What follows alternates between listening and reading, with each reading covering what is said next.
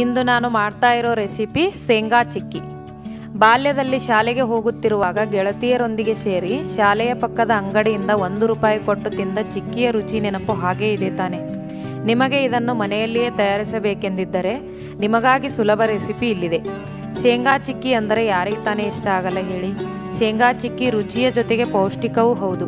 ಶೇಂಗಾ ಚಿಕ್ಕಿ ತಯಾರಿಕೆಯಲ್ಲಿ ಯಾವುದೇ ರೀತಿಯ ಎಣ್ಣೆಯ ಪ್ರಮಾಣವನ್ನು ಬಳಸದೇ ಇರುವುದರಿಂದ ಮತ್ತು ಕಡಲೆಕಾಯಿ ಬೀಜ ಜೊತೆಗೆ ಬೆಲ್ಲ ಬಳಕೆ ಆಗಿರುವುದರಿಂದ ಸಣ್ಣ ಆಗಬೇಕು ಎನ್ನುವವರಿಗೆ ಇದೊಂದು ಅತ್ಯುತ್ತಮ ಆಹಾರ ಪದಾರ್ಥ ಎಂದೇ ಹೇಳಬಹುದು. ಹಾಗಾದರೆ ಬನ್ನಿ ಸರಳ ರೀತಿಯಲ್ಲಿ ಈ ಶೇಂಗಾ ಚಿಕ್ಕಿ ಮಾಡೋ ವಿಧಾನ ನೋಡ್ಕೊಳ್ಳೋಣ. ಆದರೆ ಅದಕ್ಕೂ ಮೊದಲು ನಮಸ್ಕಾರ, ಪಾಕಶಾಸ್ತ್ರ ಚಾನಲ್ಗೆ ಸ್ವಾಗತ. ನಾನು ಸುರೇಖಾ ತಳ್ವಾರ್. ನಮ್ಮ ಚಾನಲ್ಗೆ ಸಬ್ಸ್ಕ್ರೈಬ್ ಮಾಡಿಲ್ಲ ಅಂದರೆ ದಯವಿಟ್ಟು ಸಬ್ಸ್ಕ್ರೈಬ್ ಮಾಡಿ, ಹಾಗೆ ಪಕ್ಕದಲ್ಲಿರೋ ಬೆಲ್ಲೈಕನ್ ಪ್ರೆಸ್ ಮಾಡಿ. ಬೆಲ್ಲೈಕನ್ ಪ್ರೆಸ್ ಮಾಡೋದ್ರಿಂದ ನಮ್ಮ ಹೊಸ ವಿಡಿಯೋಗಳ ನೋಟಿಫಿಕೇಷನ್ ನಿಮಗೆ ಬರುತ್ತೆ. ಶೇಂಗಾ ಚಿಕ್ಕಿ ಮಾಡೋ ವಿಧಾನ ನೋಡ್ಕೊಳ್ಳೋಣ. ಮೊದಲಿಗೆ ನಾನು ಕಡಲೆ ಬೀಜನ ಹುರ್ಕೋತಾ ಇದ್ದೀನಿ. ನೋಡಿ, ಇದು ಮೀಡಿಯಂ ಫ್ಲೇಮಲ್ಲಿ ಇಟ್ಕೊಂಡು ನಾವು ಇದನ್ನು ಫ್ರೈ ಮಾಡ್ಕೋಬೇಕು. ಯಾಕಂದರೆ ಹೈಯಲ್ಲಿ ಇಟ್ಕೊಂಡ್ಬಿಟ್ರೆ ಕಪ್ಪಾಗ್ಬಿಡುತ್ತೆ. ಕಪ್ಪಾದರೆ ಚಿಕ್ಕಿ ಚೆನ್ನಾಗಿರೋದಿಲ್ಲ. ಹಾಗಾಗಿ ನಾವು ಮೀಡಿಯಂ ಫ್ಲೇಮ್ ಇಟ್ಕೊಂಡು ನೋಡಿ ಈ ಥರ ಹುರ್ಕೋಬೇಕು. ಇದೆಲ್ಲ ಹುರಿದಾಗಿದೆ. ಇದನ್ನೆಲ್ಲ ಸಿಪ್ಪೆ ತೆಗಿಬೇಕೀಗ. ನೀಟಾಗೆಲ್ಲ ಸಿಪ್ಪೆ ತೆಗೆದು ಇದನ್ನು ನಾನು ಕ್ಲೀನ್ ಮಾಡ್ಕೊಂಡು ಬರ್ತೀನಿ. ನೋಡಿ, ಈ ಥರ ಸಿಪ್ಪೆ ತೆಗೆದು ನಾನು ಕ್ಲೀನ್ ಮಾಡಿದ್ದೀನಿ. ನೋಡಿ, ಈ ಥರ 1ರಲ್ಲಿ 2 ಪೀಸು ಈ ಥರ ಆಗಬೇಕು ಚಿಕ್ಕಿಗೆ.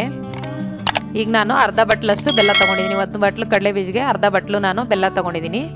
ಇದನ್ನು ಪಾಕ ಮಾಡ್ಕೊಳ್ಳೋಣ. ಇದಕ್ಕೆ ಕರಗೋದಕ್ಕೆ ಸಹಾಯ ಆಗೋದಕ್ಕೆ ಸ್ವಲ್ಪ ನೀರು ಬೇಕಾಗುತ್ತೆ. ಒಂದು 1/4 ಬಟ್ಲಿಗಿಂತ ಕಡಿಮೆನೇ ನಾನು ನೀರು ಹಾಕಿದ್ದೀನಿ. ಇದನ್ನೆಲ್ಲ ಚೆನ್ನಾಗಿ ಕುದಿಸ್ಕೋಬೇಕು. ಗಟ್ಟಿ ಪಾಕ ಬರಬೇಕು ಇದಕ್ಕೆ, ಶೇಂಗಾ ಚಿಕ್ಕಿಗೆ.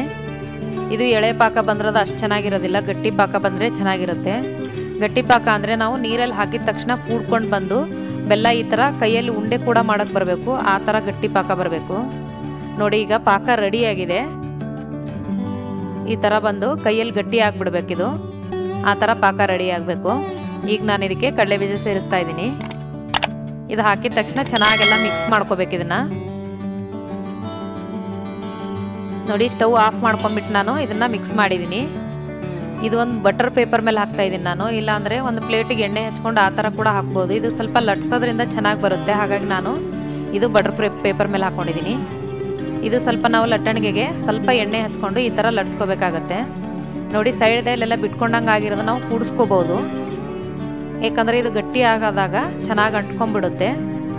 ಇದನ್ನು ನಾವು ಸ್ವಲ್ಪ ಬಿಸಿ ಇರಬೇಕಾದ್ರೆ ನಾವು ಇದನ್ನು ಈ ಥರ ಕಟ್ ಮಾಡ್ಕೋಬೇಕು. ಈ ಥರ ಕಟ್ ಮಾಡಿ ಆರಾಕ್ಬಿಟ್ರೆ ಚೆನ್ನಾಗಿ ಕಟ್ ಆಗುತ್ತೆ. ನೋಡಿ, ಈಗ ತಣ್ಣಗಾಗಿದೆ. ಚೆನ್ನಾಗಿ ಬಂದಿದೆ ಚಿಕ್ಕಿ. ನೋಡಿ, ರುಚಿಕರವಾದ ಚಿಕ್ಕಿ ರೆಡಿಯಾಗಿದೆ. ತುಂಬ ಈಸಿಯಾಗಿ ಮಾಡ್ಕೋಬೋದು. ಟೇಸ್ಟ್ ತುಂಬ ಚೆನ್ನಾಗಿರುತ್ತೆ. ಹೆಲ್ದಿ ಫುಡ್ ಅಂತಲೇ ಹೇಳ್ಬೋದು ಇದು. ನೀವು ಕೂಡ ನಿಮ್ಮ ಮನೇಲಿ ಟ್ರೈ ಮಾಡಿ ನೋಡಿ. ತುಂಬ ಈಸಿ ಇದೆ ಮಾಡೋದು ಚಿಕ್ಕಿ. ಈ ವಿಡಿಯೋ ನಿಮಗೆ ಇಷ್ಟವಾದರೆ ಲೈಕ್ ಮಾಡಿ, ಶೇರ್ ಮಾಡಿ, ಸಬ್ಸ್ಕ್ರೈಬ್ ಮಾಡಿ, ಹಾಗೂ ಪಕ್ಕದಲ್ಲಿರೋ ಬೆಲ್ ಐಕನ್ ಪ್ರೆಸ್ ಮಾಡಿ. ಧನ್ಯವಾದಗಳು.